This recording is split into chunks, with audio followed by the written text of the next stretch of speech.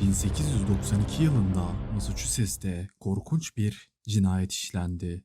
Varlıklı bir aile olan Andrew Borden ve eşi Abby Borden vahşi bir şekilde katledildi. 129 yıl önce gerçekleşen bu olay hala çözülemedi. Ancak bu cinayetlerin tek bir şüphelisi vardı.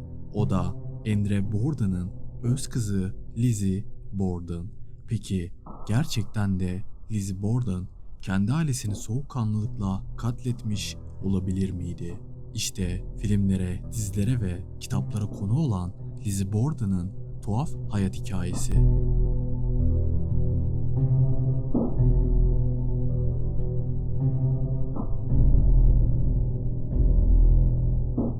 Lizzie Borden, annesinin ölümünden 3 yıl sonra evlenen zengin iş adamı Andrew Borden'ın kızıydı. Üvey annesi Abby, ablası Emma, babası ve bir hizmetçiyle birlikte aynı evde yaşıyorlardı. Lizzie 32 yaşındaydı ve hayırsever bir insan olarak tanınıyordu. Fakat babası Andrew Borden'ın son derece zengin olduğu kadar kaba ve cimri biri olduğu söyleniyordu. Andrew Borden emekli bir iş adamıydı ve evleri haricinde en az 500 bin dolarlık bir servet sahibiydi. Varlıklı bir aile olmalarına rağmen kötü koşullarda yaşayan bu ailenin hizmetçisi de vardı. Ancak evde herhangi bir tuvalet bulunmuyordu. Tuvalet ihtiyacı kova ile gideriliyor ve daha sonra dışarıya dökülüyordu. Lizzie ve ablası Emma bu durumdan şikayetçiydi.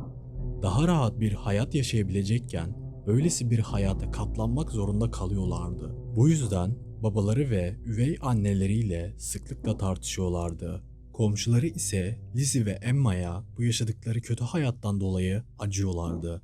Kendilerinden daha kötü durumda olan komşularının onlara göre daha konforlu ve rahat bir hayat yaşamaları bu iki kız kardeşi imrendiriyordu.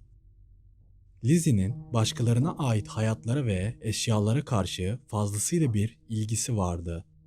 Bu ilgisi daha sonra hırsızlık yapmasına neden oldu ve gittiği dükkanlardan ufak tefek şeyler çalmaya başlamıştı. Bir keresinde baba ve kızlar arasındaki kavga o kadar şiddetlenmişti ki kızlar evi terk etmişti ve uzun süre dönmemişlerdi. Lizzie, Emma ve hizmetçilerinin de evde olduğu sırada eve hırsız girmiş ve kimsenin ruhu bile duymadan 50 bin dolarla evdeki mücevherlerin bir kısmı çalınmıştı. Gündüz vakti ve evde insanlar varken böyle bir olayın yaşanması Lizzie'den şüphe etmelerine sebep oldu. Çünkü Lizzie'nin küçük çaplı hırsızlıkları ailesi tarafından biliniyordu ve bu da şüpheleri arttırıyordu. Ancak Andrew Borden olayın üstünü örttü ve bunu yapanın düşmanları olduğunu söyledi. Cinayetler gerçekleşmeden 2 gün önce çok enteresan bir olay gerçekleşti. 2 Ağustos günü karın ağrısı ile uyanan Andrew Borden ve Abby Borden zehirlendiklerini düşündüler ve doktor çağırdılar. Ancak muayene için gelen doktor zehirlenmiş olabileceklerini ciddiye almadı ve muhtemelen evdeki ucuz yiyecekler yüzünden gıda zehirlenmesi yaşadıklarını düşündü. Üstelik vücutlarında herhangi bir zehir izine rastlanmamıştı.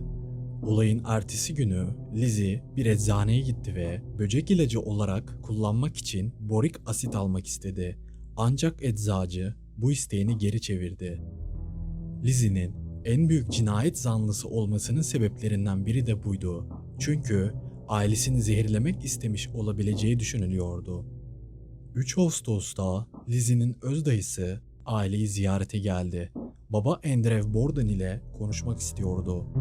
Aynı günün akşamında Lizzie komşusuna ziyarete gitti ve evin etrafında şüpheli kişilerin dolaştığını söyledi.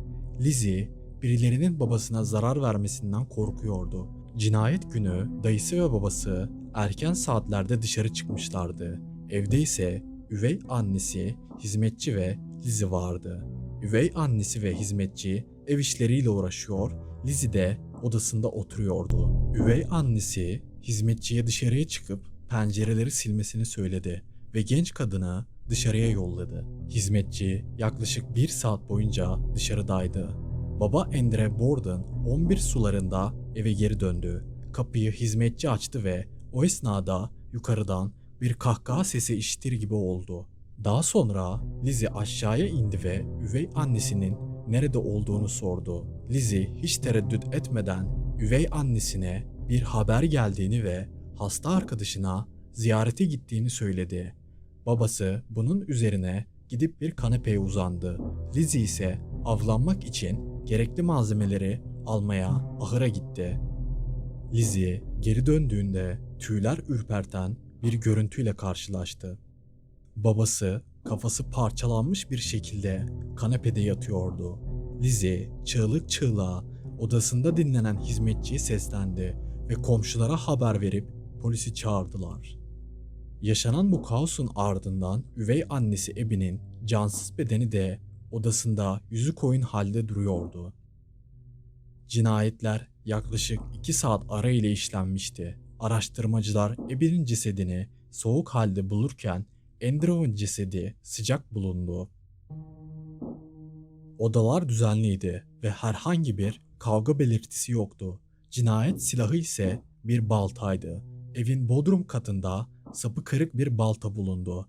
Ancak onun da cinayet silahı olduğu kesin değildi. Cenazeden sonra Lizzie tutuklandı ve bütün deliller onu işaret ediyordu. İddia ettiği gibi üvey annesi Abby'ye hasta olan arkadaşı için bir haber gelmemişti. Birdenbire balık tutmaya heveslenmesi oldukça garipti. Üstelik hem üvey annesinin hem de babasının evde olduğu saatlerde bir tek Lizzie evdeydi. Üvey annesi ve babasıyla olan ilişkisi de herkes tarafından bilindiği üzere çok kötüydü. Lizzie ise cinayetlerle alakasının olmadığını söylüyordu. Kendisini mahkemede savunması için şehrin en ünlü 2 avukatını tutan Lizzie bir anda basının ilgi odağı olmuştu. Lizzie'nin önceden ziyarete gittiği komşu Alice Russell, Lizzie'nin cinayetlerden 3 gün sonra üzerinde kırmızı lekeler olan mavi bir elbiseyi yaktığını söyledi. Buna göre o elbise cinayet günü Lizzie'nin üzerinde olan elbiseydi. Ancak Lizzie'nin kleptoman oluşu ve ailesiyle olan kötü ilişkisi davada bir sorun teşkil etmedi.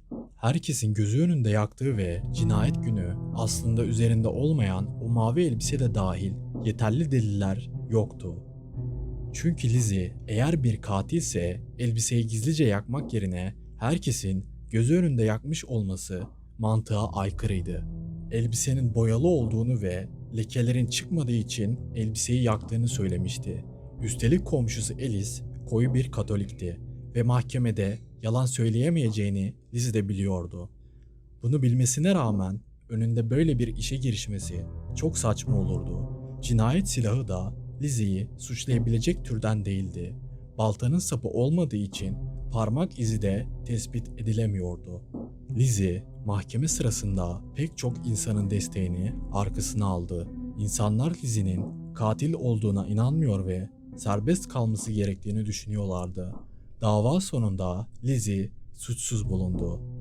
Bunda biraz da ilk sorgudaki avukatının olmayışı ve hemen hemen aynı ifadeyi verişi etkili olmuştu. Lizzie hayatının geri kalanını ailesinden kalan mirasla sürdürdü. Kalan parasını da hayvanları koruma derneklerine bağışladı. Cinayetleri kimin işlediği ise asla bulunamadı.